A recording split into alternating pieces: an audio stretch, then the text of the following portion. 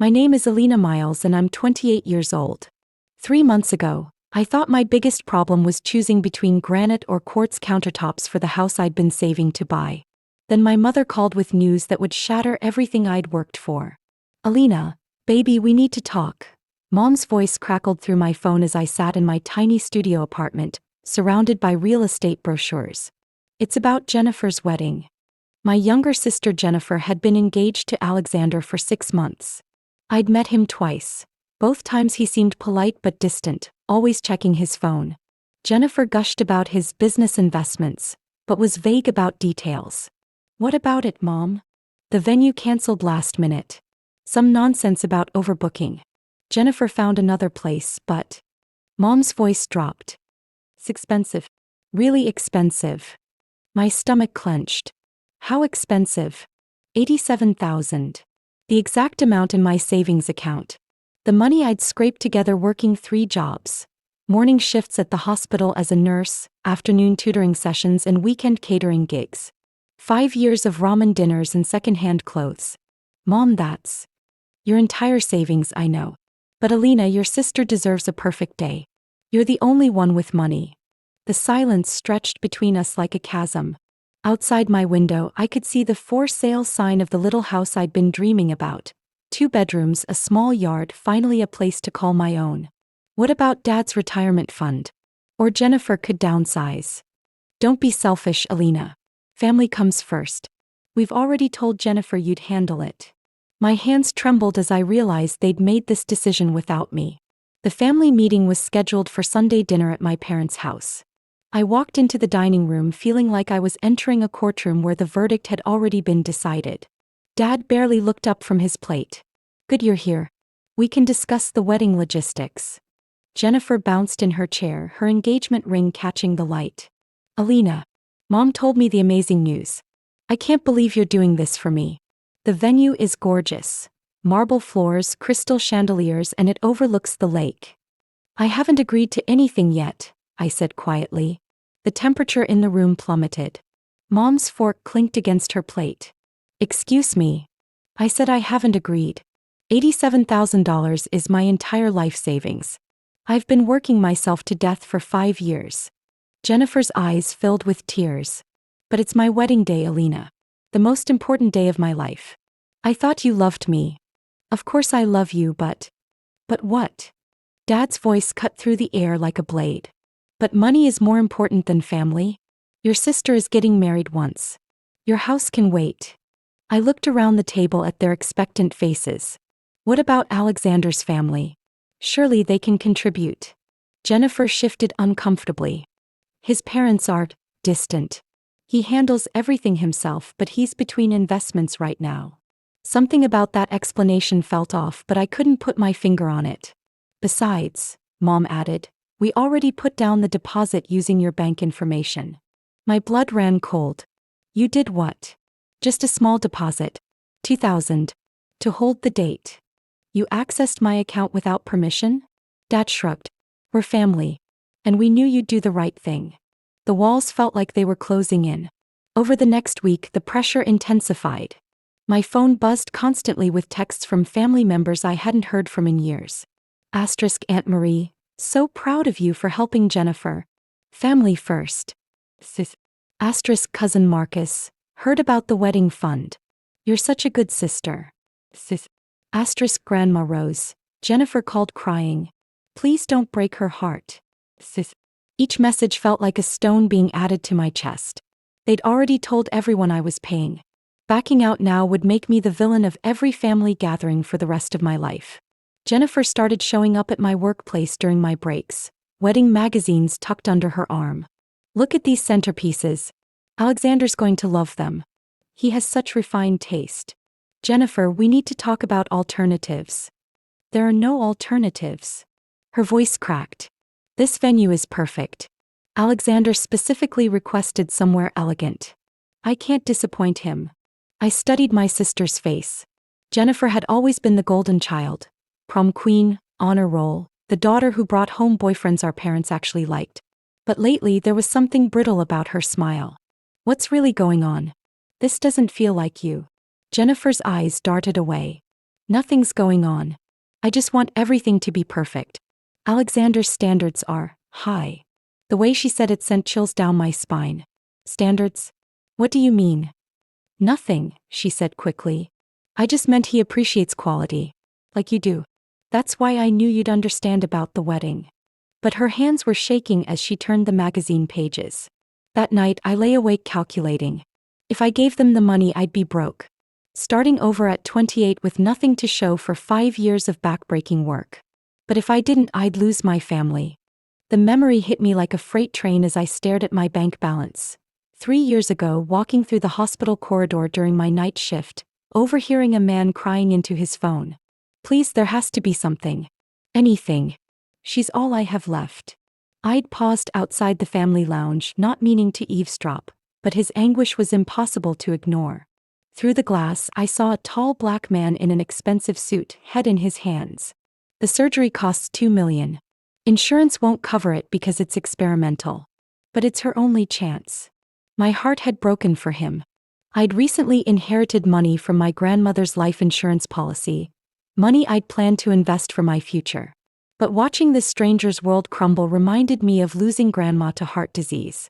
On impulse, I'd made an anonymous donation to the hospital's charity fund, specifically designated for his mother's surgery. $2 million.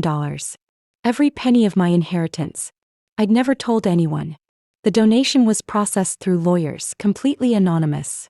I'd simply walked away knowing I'd done something meaningful.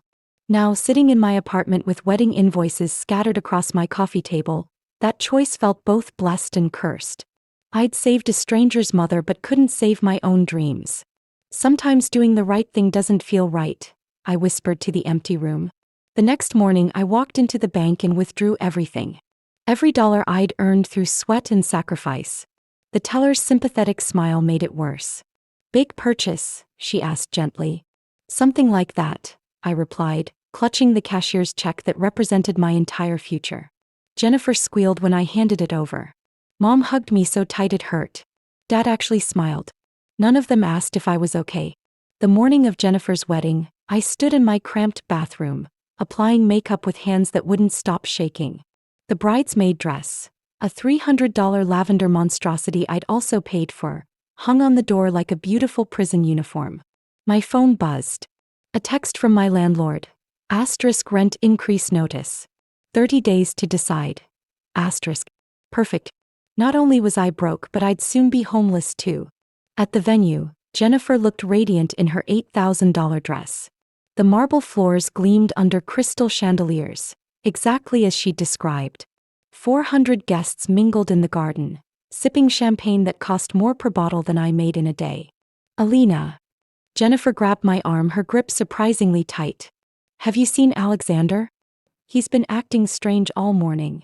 I glanced around the opulent space. Strange how? Nervous. More nervous than usual. He keeps checking his phone and asking the wedding planner about the guest list. Alexander stood near the altar, tall and handsome in his tailored tuxedo. There was something familiar about his profile, but I couldn't place it. He was scanning the crowd intently like he was searching for someone. Maybe he's just having normal groom jitters, I suggested. Jennifer's laugh sounded forced. Maybe. But he asked the weirdest question yesterday. He wanted to know if anyone in our family worked at City General Hospital. My blood turned to ice. City General, where I'd worked when I made that anonymous donation. Where I still worked. Why would he ask that? I have no idea. I told him no, of course. None of us work there. But I did work there. I'd worked there for 6 years. The wedding march began and Jennifer floated down the aisle like a princess. Alexander's face lit up when he saw her, but his eyes kept drifting to the crowd, still searching. As I watched them exchange vows, a terrible suspicion began forming in my mind. The reception was everything Jennifer had dreamed of. Ice sculptures, a 12-piece orchestra, and enough flowers to stock a botanical garden. I sat at the family table, pushing my salmon around my plate, calculating how long I could survive on my remaining credit card limits. Ladies and gentlemen, Alexander's voice boomed through the microphone. The room fell silent as all 400 guests turned toward the head table. Before we continue with the festivities, I need to thank someone very special. Jennifer beamed beside him, clearly expecting a romantic speech about their love story. 3 years ago, my mother was dying of heart failure. She needed an experimental surgery that insurance wouldn't cover. $2 million we didn't have.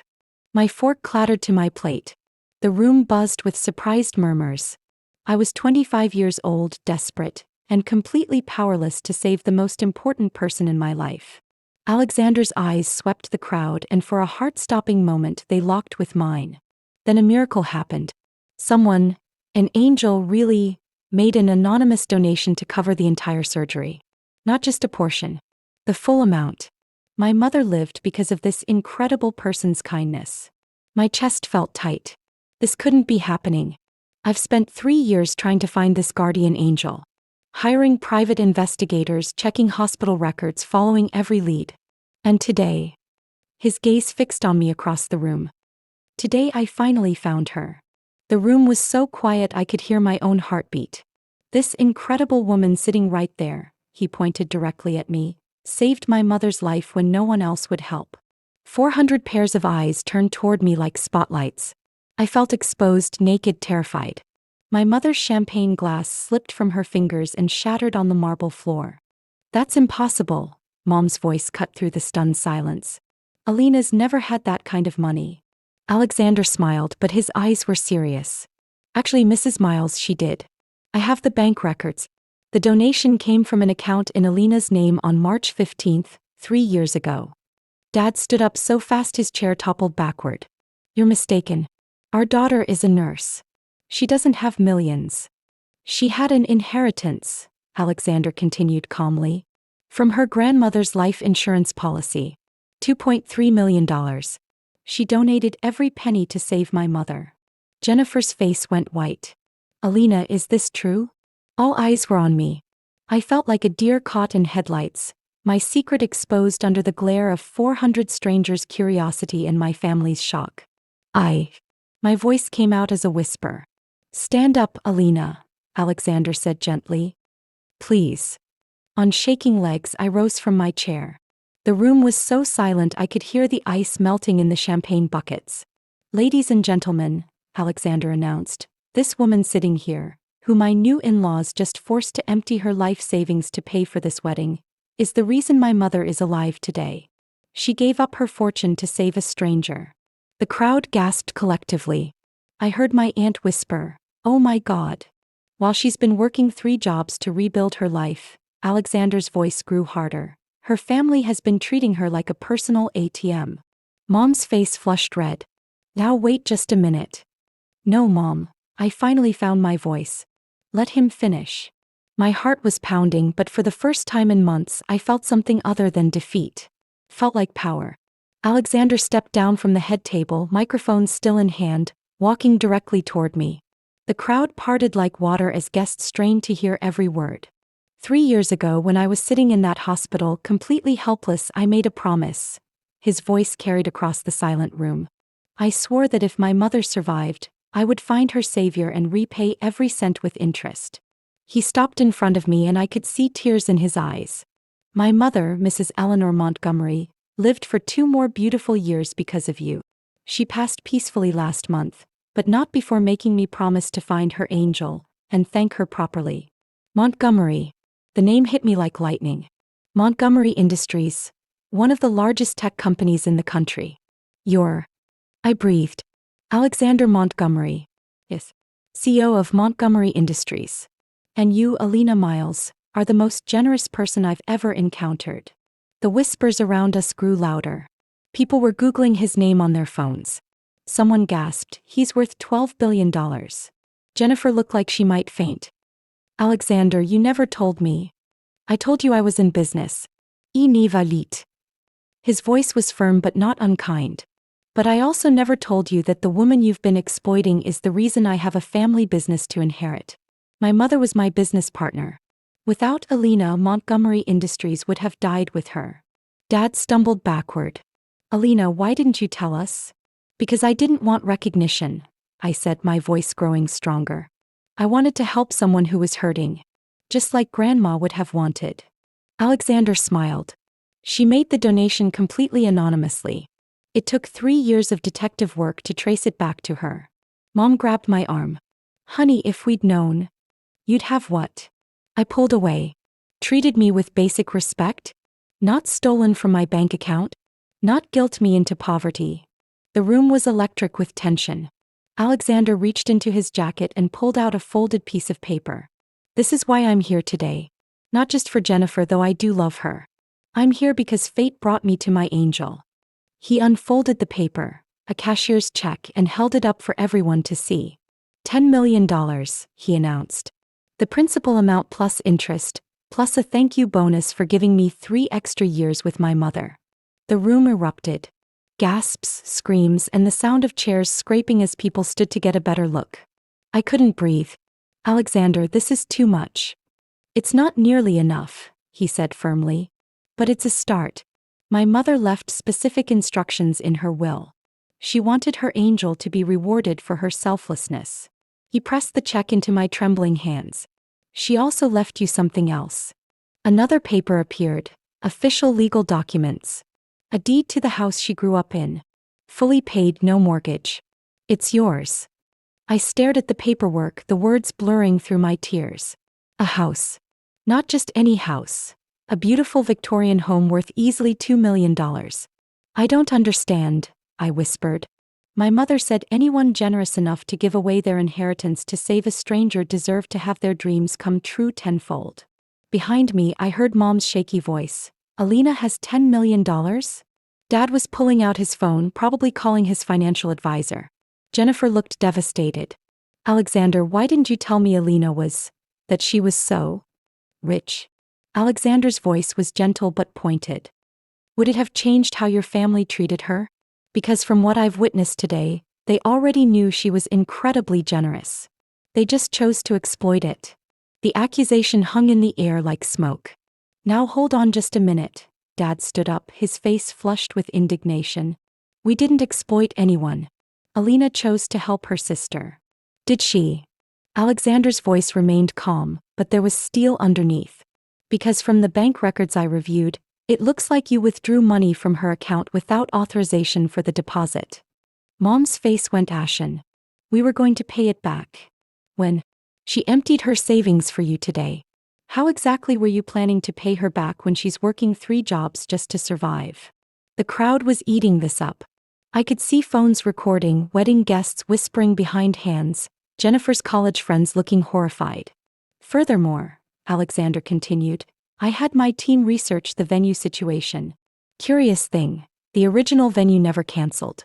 You canceled and forfeited the deposit to book this more expensive location. Jennifer gasped. Mom, you said they canceled on us. We wanted you to have the best, Mom stammered. This place is so much nicer. Using Alina's money. Alexander's composure finally cracked. Do you people have any idea what you've done? This woman sacrificed her inheritance to save my mother, then rebuilt her life from nothing. She's been killing herself working multiple jobs while you've been planning parties with her money. I felt something shift inside me. Years of being taken for granted crystallizing into clarity. How long have you known? I asked Alexander directly. I figured out it was you 2 weeks ago. When Jennifer mentioned her sister worked at City General Hospital, I had my investigators check the employee records from 2022. Your name was there. 2 weeks. Jennifer's voice was small. You've known for 2 weeks and didn't tell me? Alexander looked at his bride with something between love and disappointment. I wanted to see how your family treated her. I needed to know what kind of people I was marrying into. The judgment in his voice was unmistakable. Jennifer, I said quietly, did you know about this? About who Alexander really was. My sister's perfect composure finally cracked. I suspected he had money, but I thought maybe his family owned a successful restaurant or something. I never dreamed. She knew, Alexander said gently but firmly. Jennifer, I told you last month about my mother's death and the anonymous donor who saved her. You said it was nice that rich people sometimes help each other. Jennifer's face crumpled. I didn't connect it to Alina. How could I? She never told us about the donation. Because she's humble, Alexander replied. Unlike your family, she doesn't see money as a weapon or a measure of worth. Dad tried one more time. Look, son, this is all a misunderstanding. We had no idea Alina was involved with your family. That's exactly the problem, Alexander cut him off. You had no idea who she really was because you never bothered to ask. You just saw someone with savings and decided she owed it to you. I looked around the table at my family, really looked at them. Mom counting the check with her eyes. Dad already scheming about how this windfall could benefit him. Jennifer crying, but I couldn't tell if it was from guilt or disappointment about the spotlight shifting away from her.